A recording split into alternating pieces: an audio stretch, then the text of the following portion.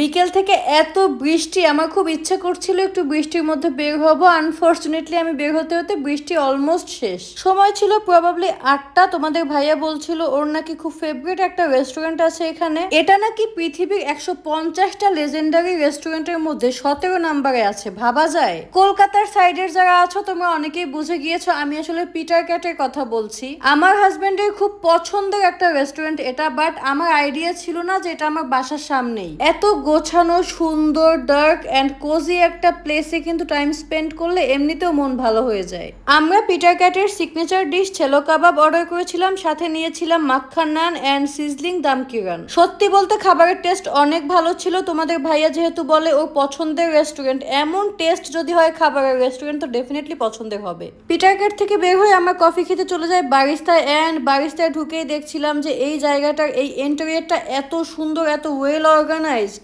এটা এত ডিটেলসে আমি ভিডিও করেছি তোমাদের সাথে শেয়ার করার জন্য। আমরা এখানে অনেক টাইম স্পেন্ড করেছি বিকজ ওই দিন এখানে খুব একটা ভিড় ছিল না। আমি এখানে সবকিছু খুঁজে খুঁজে দেখছিলাম। আমার এটা একটা হ্যাবিট, কোনো কিছু ভালো লাগলে আমি সেটা খুব ভালো মতো অবজার্ভ করি। গল্প করতে করতে আমার কফিও চলে আসে। এখনই বের হবো, আর যাওয়ার আগে বাসায় কিছু জিনিসপত্র কিনতে হবে, তাই কুইকলি এখান থেকে বের হয়ে যাই। বারিস্তার অপোজিটে ছিল নেচার্স বাস্কেট। এখান থেকে আমরা মেইনলি আমাদের বাসার জিনিসপত্রগুলো নেই, আর এখানে ঢুকলে আমার মাথা ঠিক থাকে না কোনটা রেখে কোনটা নিব, বিকজ এখানে সবকিছু আছে। আমি চাচ্ছিলাম রামেন বা কোনো স্পাইসি নুডলস নিতে, কিন্তু এখানে নুডলস এর এত অপশনস ছিল যে আমি কনফিউজ হয়ে যাচ্ছিলাম। লাস্টে আমি এমন একটা রামেন পেয়েছিলাম যেটা আমি বাংলাদেশে বসে অনেকবার ট্রাই করেছি, সো এটা টেস্টের ব্যাপারে তো আমি শিওর ছিলাম, তাই এটাই নিয়েছি। এই কর্নারে যদি আমি কখনো আমার বোনকে নিয়ে আসি, আমার বোন কখনোই এখান থেকে যেতে চাইবে না। মানে এখানে সব টাইপের চা পাওয়া যায়। আচ্ছা, আমাকে কিন্তু তোমরা কমেন্টে জানাবে তোমরা কে কে চা খেতে অনেক বেশি পছন্দ করো অ্যান্ড পৃথিবীর সব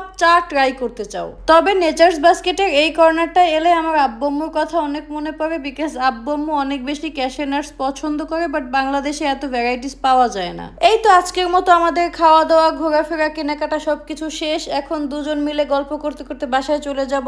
যারা ভিডিওটা দেখেছো তোমরা কিন্তু অবশ্যই জানাবে ভিডিওটা তোমাদের কাছে কেমন লেগেছে। সবাই ভালো থাকো, টাটা, দেখা হবে আবার অন্য কোনো ভিডিওতে।